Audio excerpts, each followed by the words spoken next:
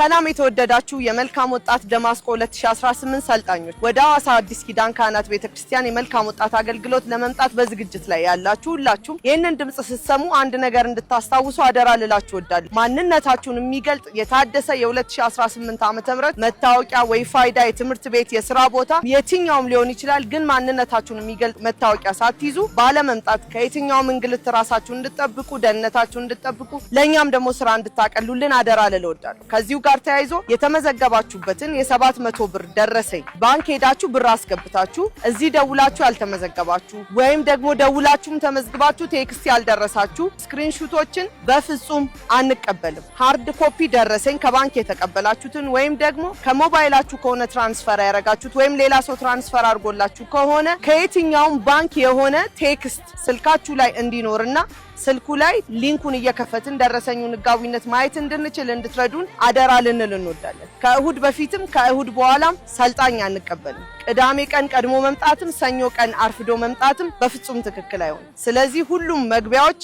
እሁድ ቀን ብቻ ናቸው። ይህንን በማድረግ ስለምትተባበሩን በጣም እናመሰግናለን። ወዳችኋለሁ። መልካም ጊዜ ይሁንላችሁ።